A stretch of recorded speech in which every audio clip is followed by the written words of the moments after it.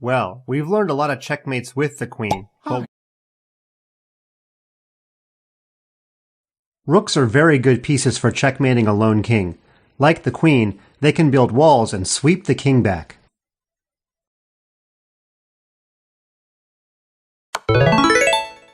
For this pattern, you don't need your king. We are going to use only the rooks. The g8 rook has built a wall on the g-file, just like how the queen builds them. The king cannot move to the g-file because of the g8 rook.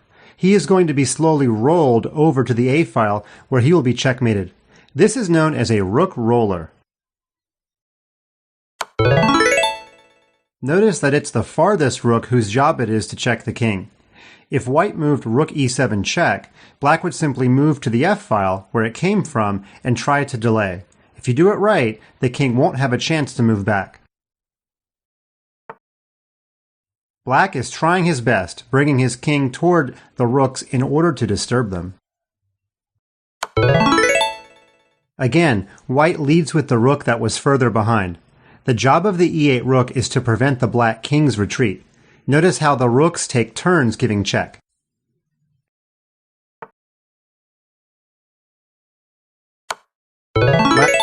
Last move it was the d7 rook's turn. Now it is the c8 rook's turn, while the d7 rook keeps the king from turning back.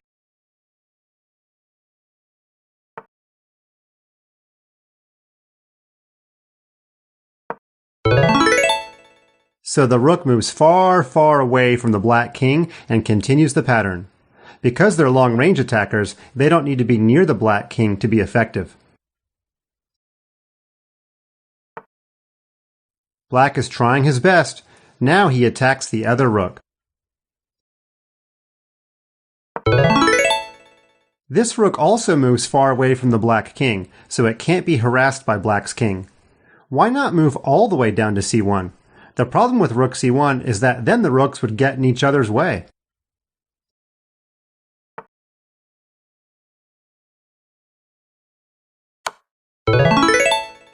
Now the rook roller pattern finishes up the game with checkmate easily.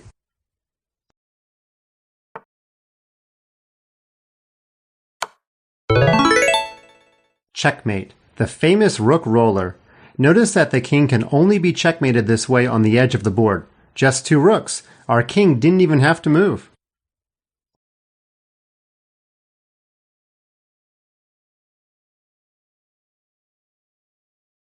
Now you try. Roll the king with your rooks.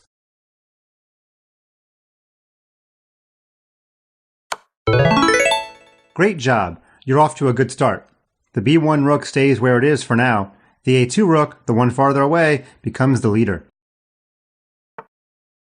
Black is moving toward the rooks to disturb them. Otherwise, the rook roller would roll along without any glitches.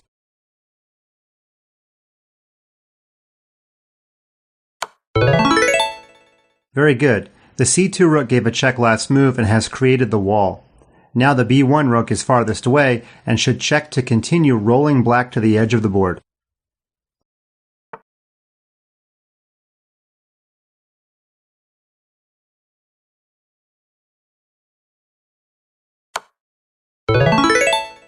White keeps going with the rook roller, and now the black king has been swept halfway across the board. But he's going to try to mess up white's plan. We are halfway through the rook roller, but the black king has just attacked the rook on e2. What do we do now?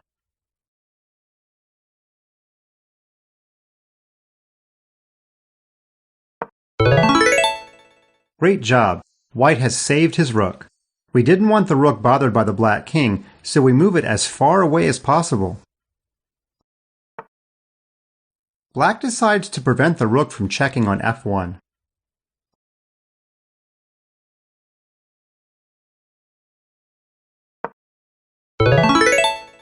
Great. The rook moved far away from the black king, but why not all the way to d8? Right. The rooks don't want to get in each other's way.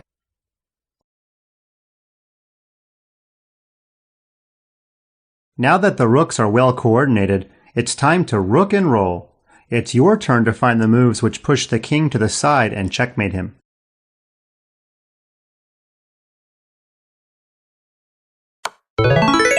Good job. The rook on the farthest away file checks the king. The other keeps him from going back to the e file. The black king cannot go back to the center of the board and is swept toward the h file.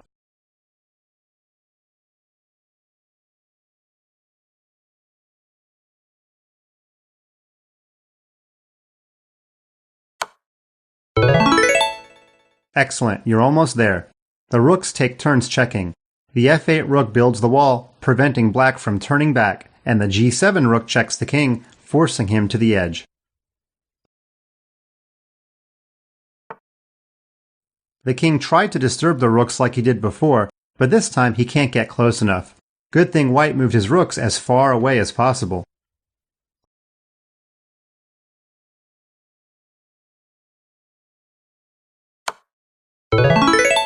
Superb, you did it! As you can see, the rook roller is a simple method of using two rooks to checkmate a lone king. You can use the same pattern with a queen, too.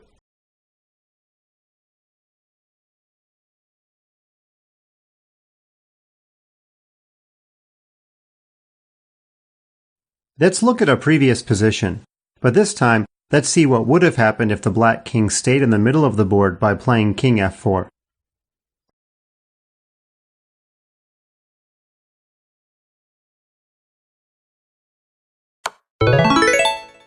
Good. Since this rook was on the farther away file from the black king, it's his job to check the king. The other rook prevents the black king from moving back toward the center of the board. The king has no choice but to head toward the h-file. He'll try to move close to a rook to harass it.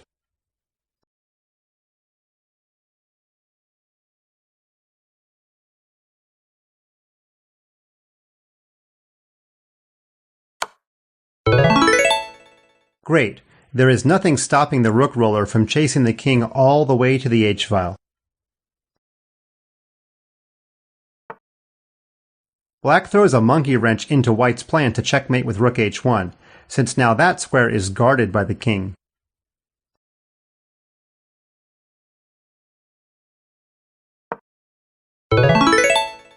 Excellent.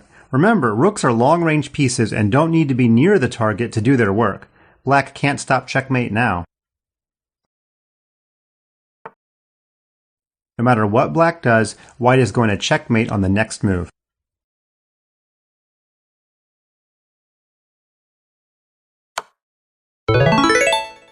Great job! You've rook rolled the king to the edge of the board and delivered checkmate successfully.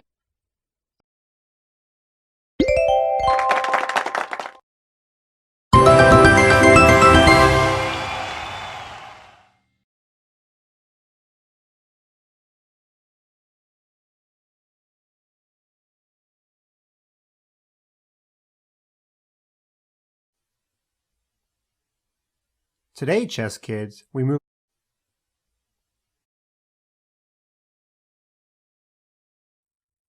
Castling is the only move in chess where you can move two pieces at the same time. It safeguards the king by moving him away from the action-filled center, and it prepares your rooks to enter the battle.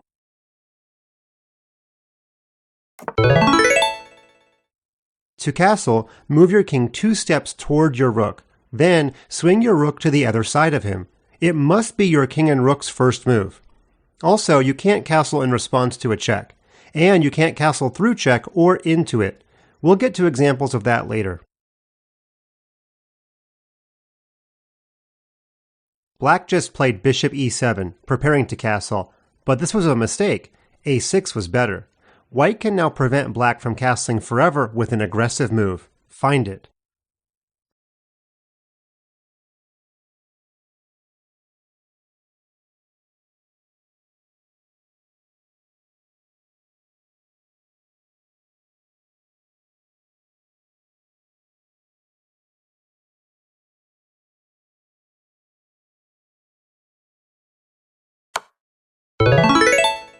Good. This bishop check is powerful because of one of the important rules of castling. You can't castle out of check. So instead, black must move the king.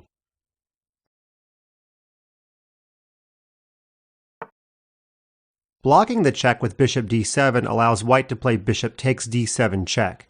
If black recaptures, then the queen gets captured on the next move. Does it matter that black can't castle anymore? Yes. Black's king is stuck on the center, and the h8 rook will struggle to get in the game.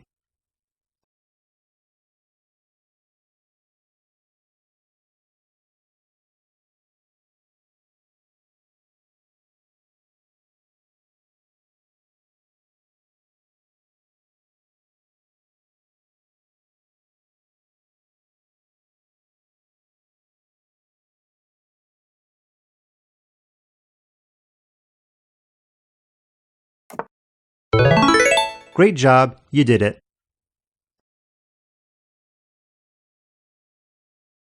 White is up a pawn but can only castle one way. Can you find it?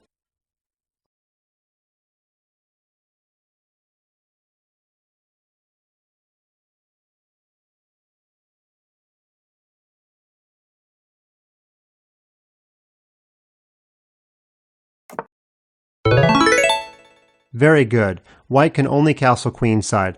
White could not castle kingside because f1 is under control by black's bishop. You can't castle through check.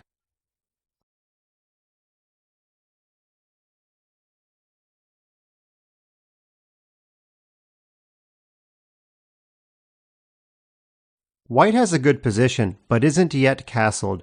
On which side should she castle?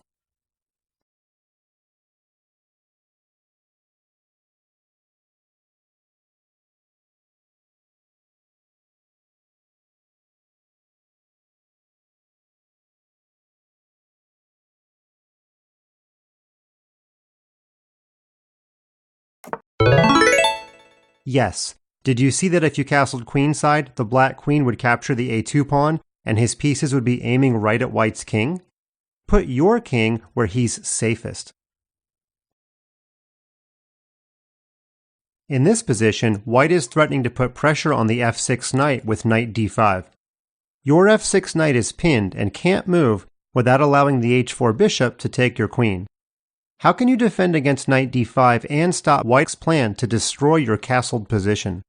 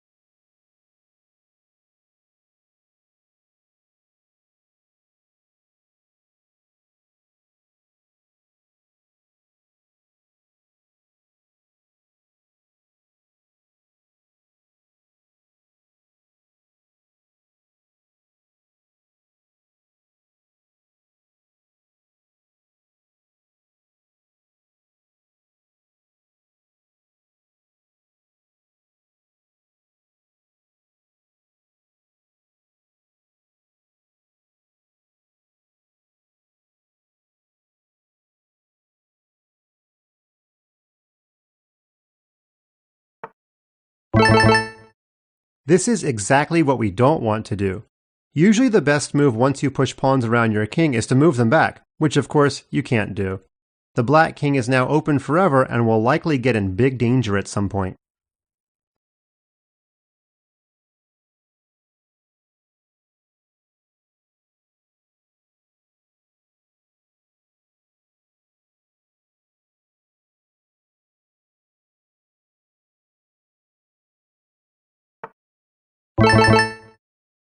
After this move, white can just capture on d5 with the knight. Next, he will destroy your king's position by taking on f6. Please try again.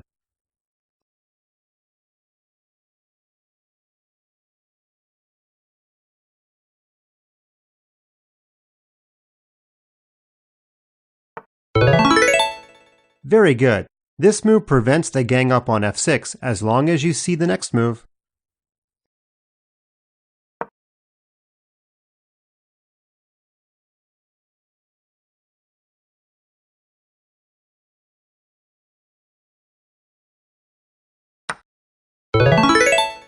Yes, this is the best way to stop white's plan. The idea of stopping this gang up on your pinned knight is a really important one to remember.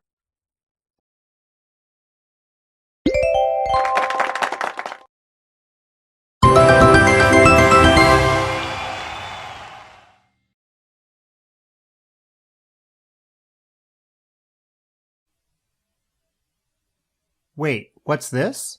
Another en-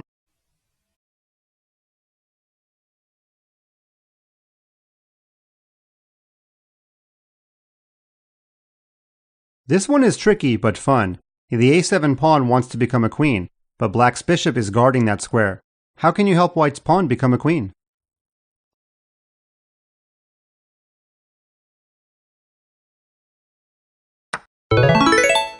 You are giving up a rook for a bishop? Are you sure about this? Well, you're right. There are no other options for black. Pushing the pawn to b2 would simply see it captured by the a3 bishop.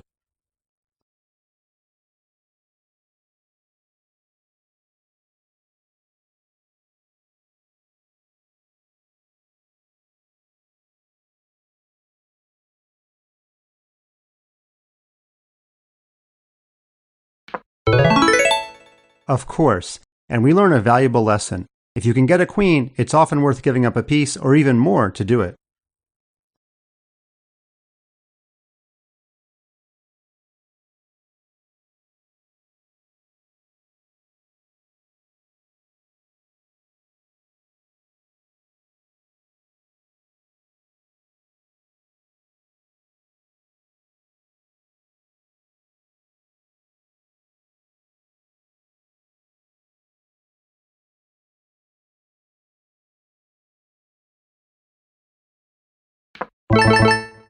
Stalemate, no! Black has no moves and the game is a draw.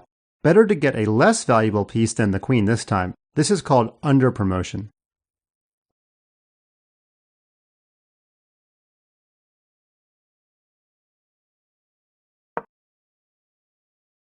That puts black in Zugzuang, though I'm guessing you don't know what that means yet. There is a more forcing way to win, however, this move is not wrong. After black moves the king, you'll be able to promote your f-pawn to a queen with check.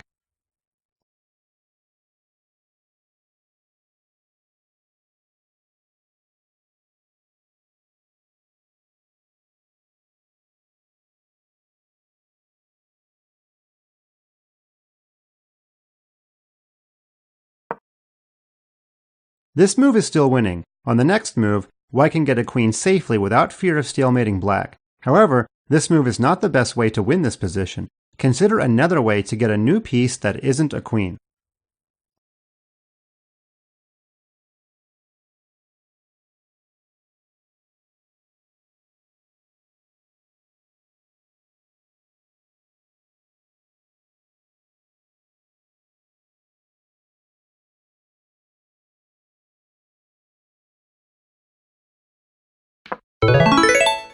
Very good. Sometimes getting a new queen isn't the fastest or best option. If you played too quickly and promoted to a queen, it would have been stalemate. You definitely wouldn't want that.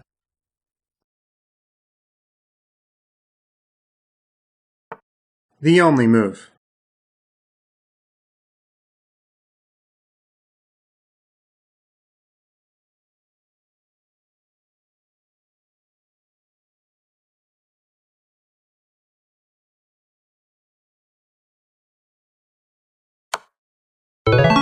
Checkmate. Good work. In this position, black is attacking the b2 pawn, which is being held back by black's a4 pawn. If it were not for the en passant rule, white's b pawn could jump past black's a pawn.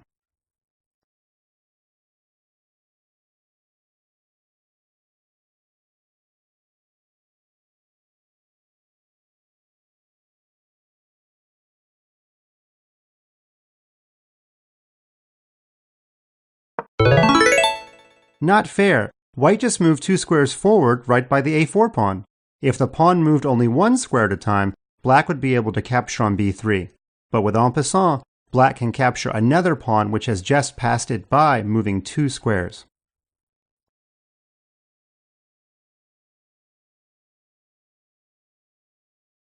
En passant can be a tricky rule to understand at first. The most important thing to remember is that it can only happen after a 2-square pawn move.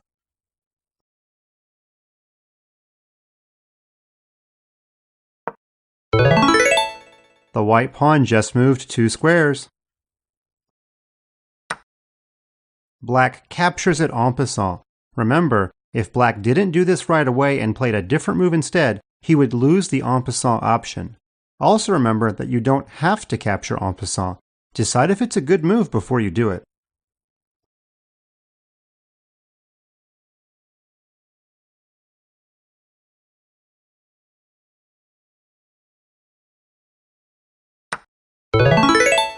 So white recaptured the pawn. In this case, en passant was just a trade of pawns. Black just moved his pawn from h6 to h5. Can white also capture the black pawn on h5 by using en passant? That's right, the computer wouldn't let you capture on h6. That's because it is not legal to capture en passant here. The black h-pawn, if you remember, came from h6, not h7. En passant only happens after a pawn moves 2 squares in one move. Here the black h-pawn only moved 1 square.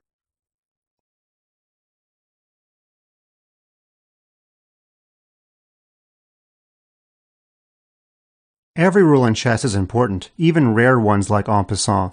It can mean the difference between defeat and victory.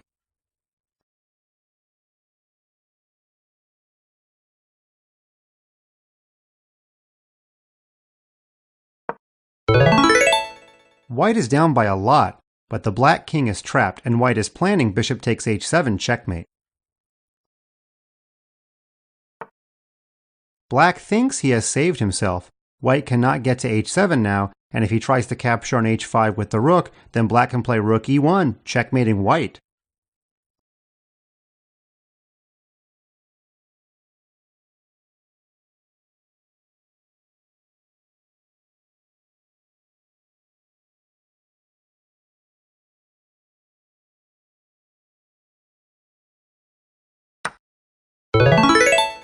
Bravo!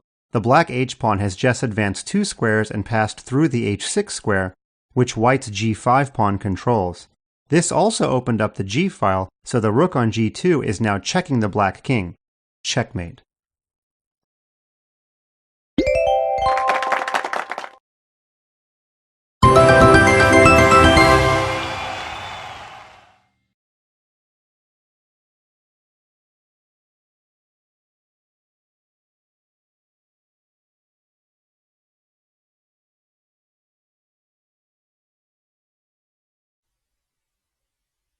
So by now, chess kids, you've learned how to castle.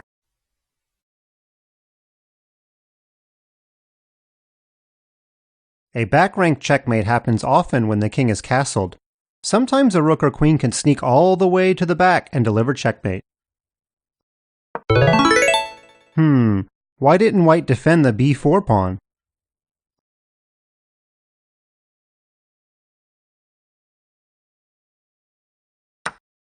Before grabbing a free pawn, you should be alert to your opponent's tricky plans. Here, black could have prevented any back-rank checkmate by creating some space for his king with g6 or h6. Black could also play king f8, giving him a way out.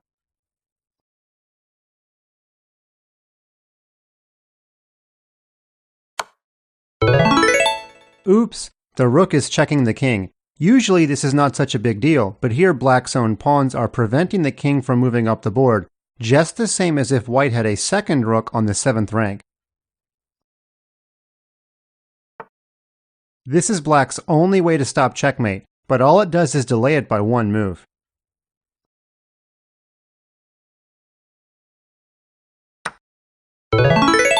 Checkmate on the back rank.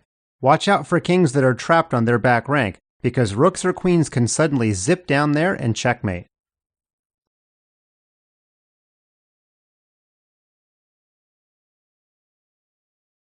It's time for some practical game positions.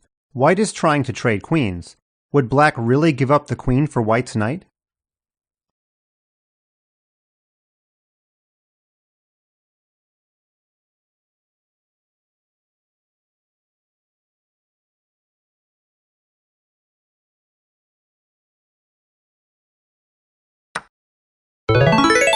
Yes, if it leads to checkmate, we should give up our queen for any piece. The only move.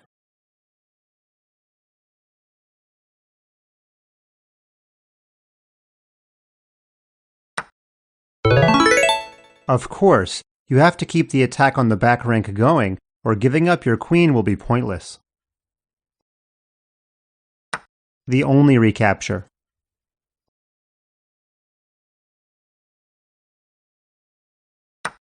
The perfect way to end things. The first move is very challenging to find. How can we pile up the pressure on White's A1 rook and keep pressure on the back rank?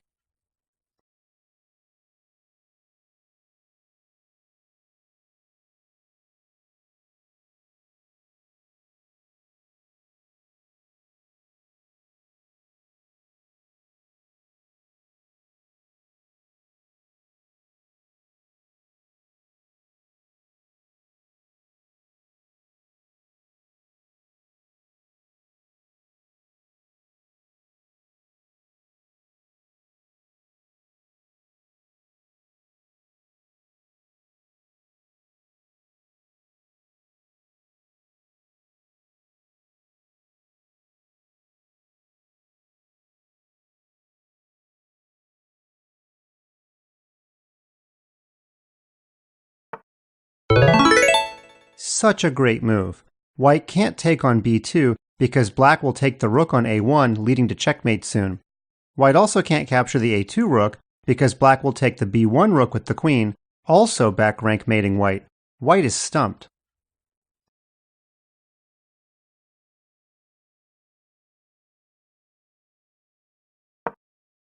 White plays the only move that defends both the b1 rook and the a1 rook.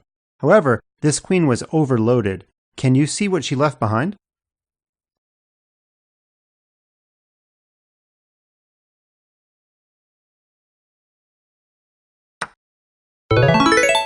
You did it! You took advantage of what the white queen left behind. This time, you exposed the second rank. Black's attack is now unstoppable.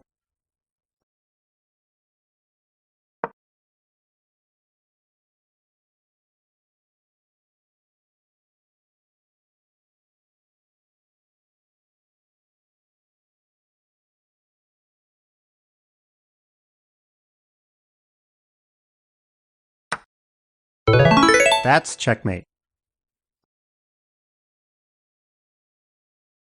White's last move was to capture the free d6 pawn, but he should have instead played h3 to create some space for his king. White is going to regret this decision.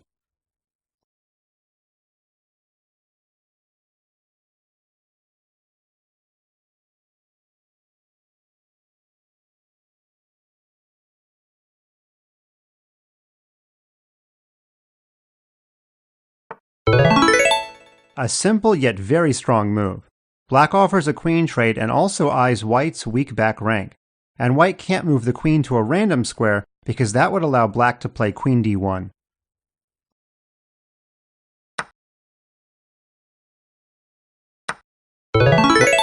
Black naturally recaptures on d8. White could have also played bishop e3 in the game and met rook d1 check with bishop g1. However, Black is still winning after rook d2, attacking all of White's weak pawns.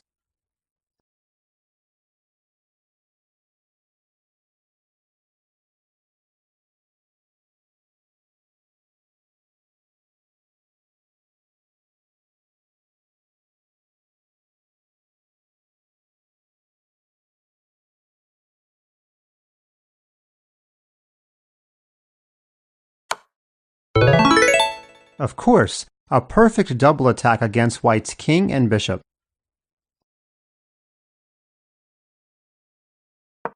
Only move.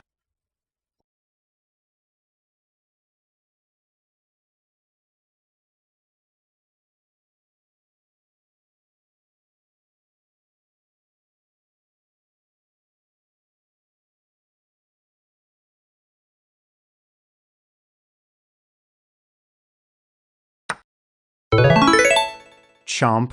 Black enjoys the reward.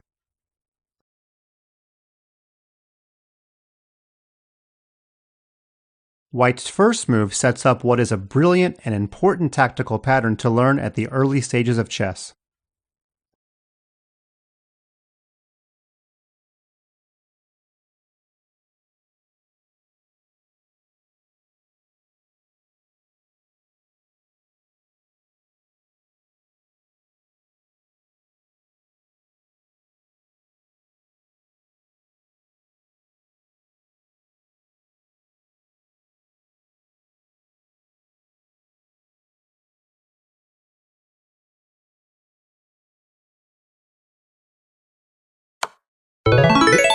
This move forces the king to a back rank square on h8, trapped by the pawns on h7 and g7.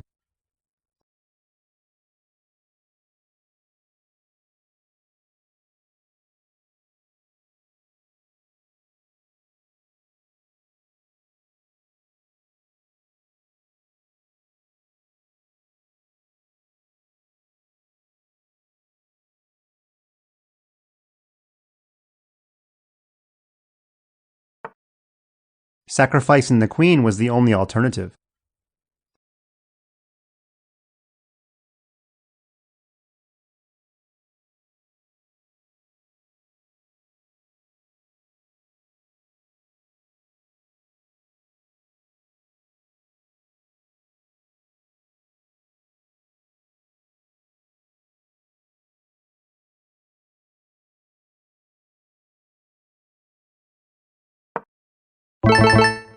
That doesn't open up the battery on the f-file.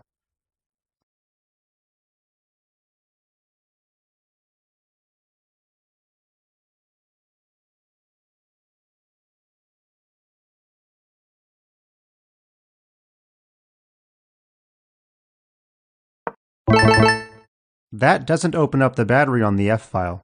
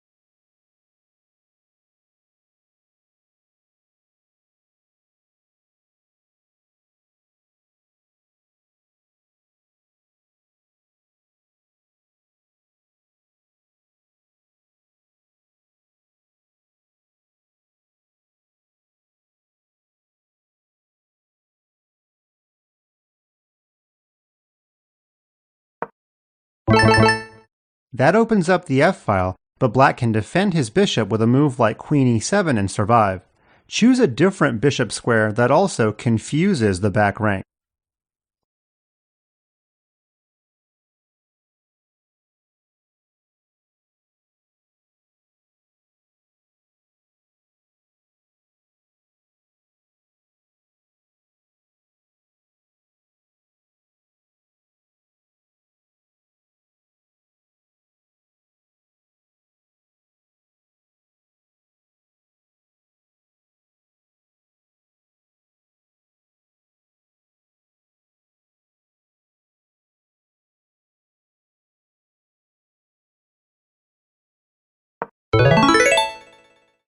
Yes, this opens up the queen and blocks black's rook from helping out on the back rank defense.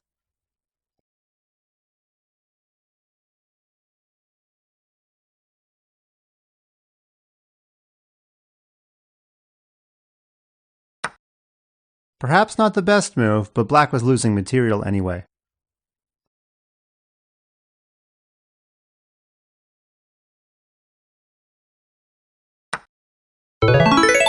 Yes indeed, this was the reason we opened the f-file. The game is soon over. After rook takes f8, white will mate with rook takes f8 checkmate.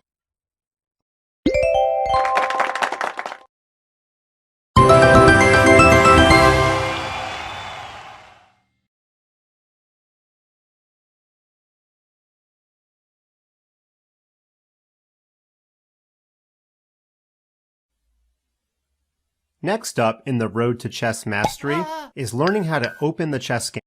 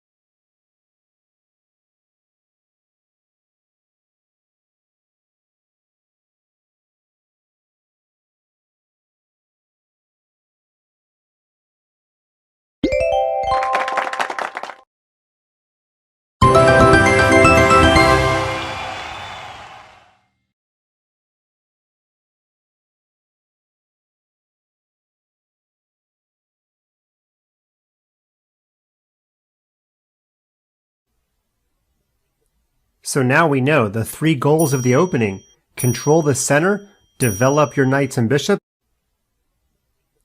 So now we know the 3 goals of the opening: